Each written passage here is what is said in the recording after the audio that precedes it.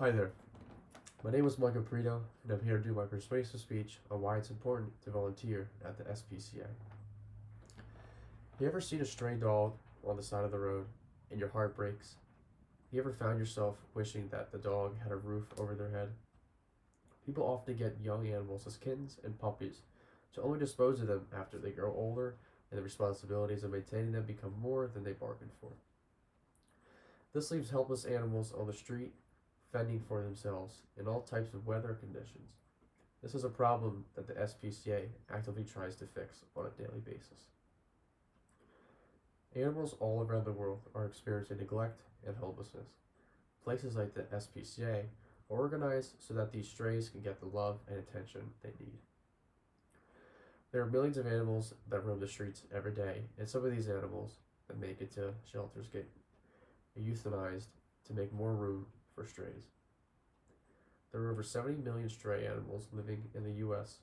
Of this 70 million, only about 6 to 8 million cats and dogs enter the nation's 3,500 shelters every year.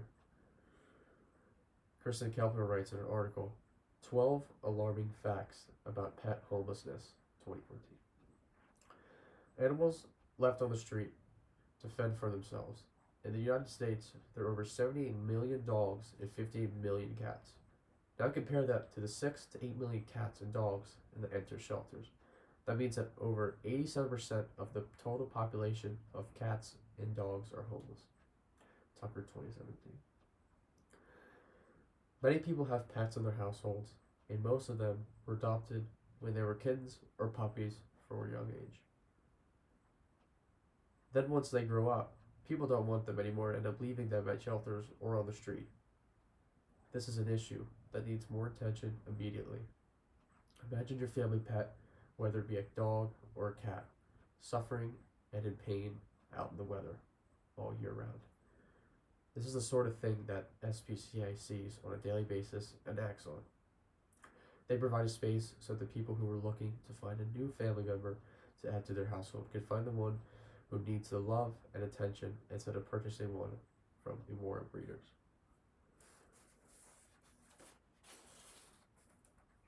To help out this cause, the SPCA is constantly on the search for new volunteers to donate their time and effort to make their animal shelters a safe and healthy place for strays to reside.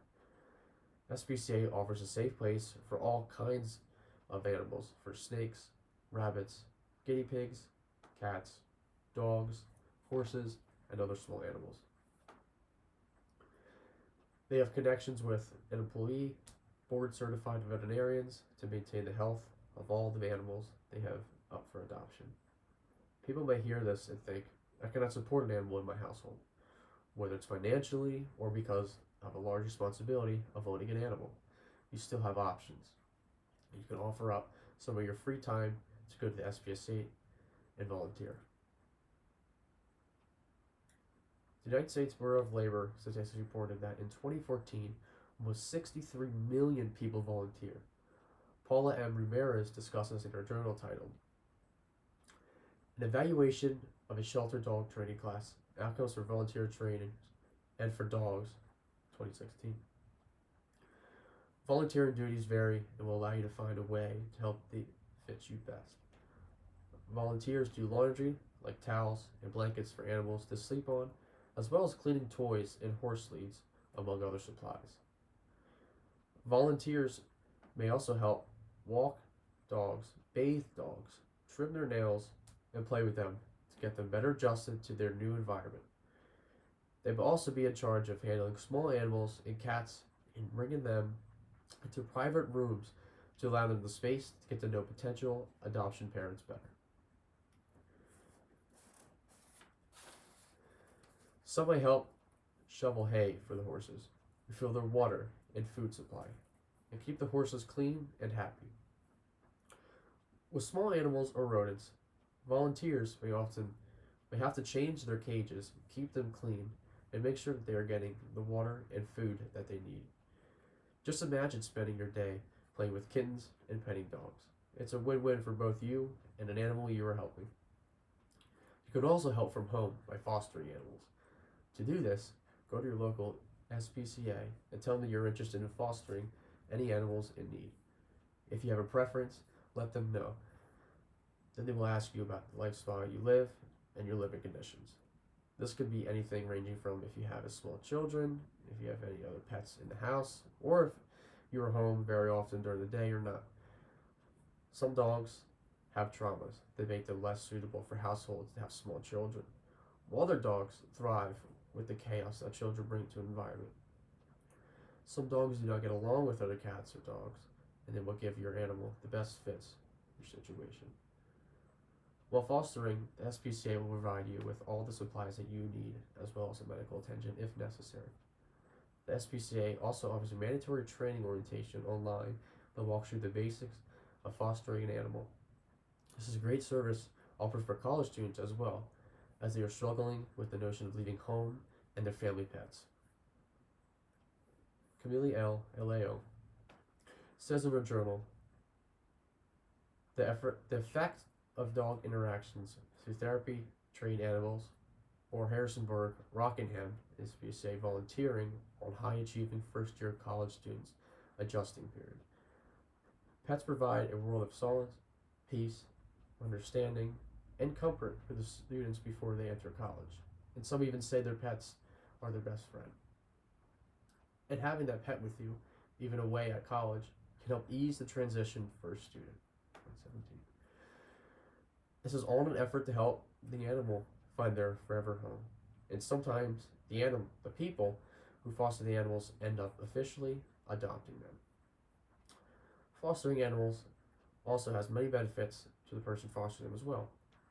Many people suffering from mental illness such as PTSD, anxiety, and depression, among others, receive much needed support from having an animal companion with them. Laura Lynn writes in her journal, exploring the potential of a veteran SPCA partnership to ease veteran reintegration, 2019. There are many great outcomes for helping out at the SPCA and many different outlets for you to do so that finding which suits you best is simple and easy. If more people were to volunteer at the SPCA, there would likely be more animals adopted. It's very common that volunteers bring in friends and family and point them in the direction of the animal that would be best fit for them, and wind up getting animals adopted because of their recommendation.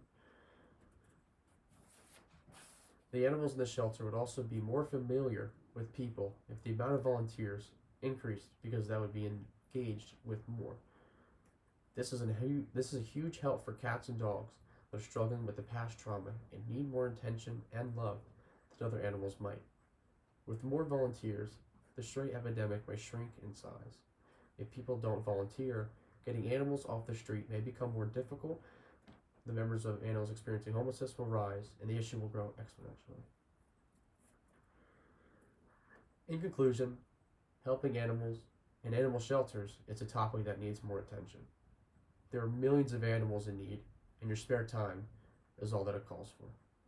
There are thousands of animal shelters and SPCAs internationally around the world that are constantly looking for more volunteers to aid the helpless animals that take on a regular basis. Be a part of the solution, not the problem. Start with SPCA.